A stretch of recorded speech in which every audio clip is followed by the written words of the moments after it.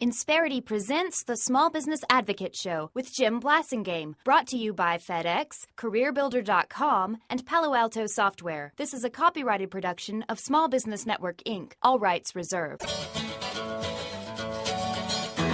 Talkers Magazine calls Jim Blasingame one of the best talk show hosts in the industry. Now remember, I do my best work when I'm being worshipped as a god. He's Jim Blasingame, the Small Business Advocate.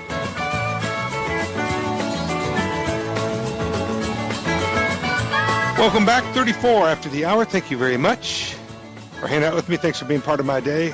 Always a pleasure, especially when I get a chance to reintroduce you to our good friend Joe Knight. Joe Knight's a longtime member of our Brain Trust. He is one of the co-founders of the Business Literacy Institute, the co-author of Financial Intelligence for Entrepreneurs. He is an entrepreneur himself because he's got actually 2 or 3 different businesses that are doing very well. And he's a very prolific writer and thinker about things that you and I need to know about, including something that he's been working on quite a bit lately that you and I think of as project management. He's talking to us about that today. Joe Knight, welcome back.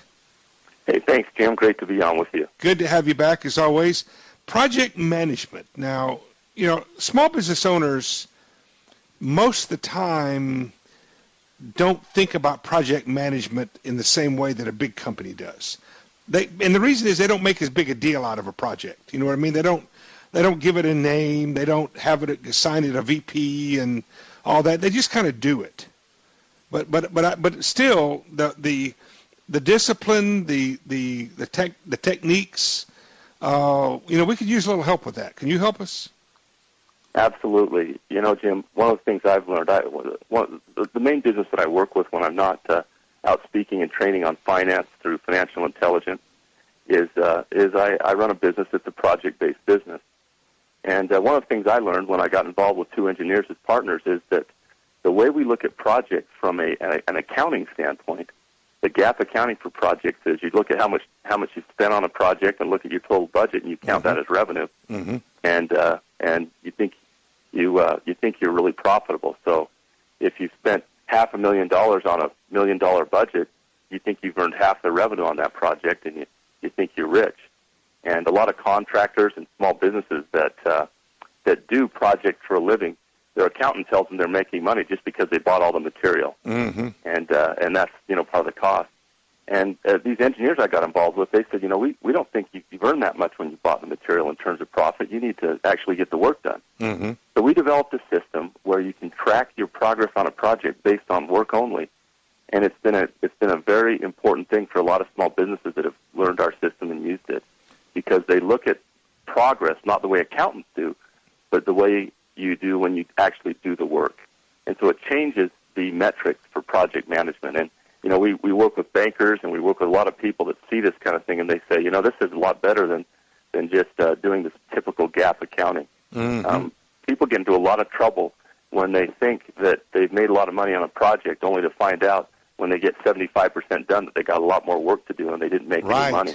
And then there's a scramble. It's basically counting your chickens, isn't it? And exactly. Yeah, that's exactly right. So talk to us about how you get people to convert over to this new system.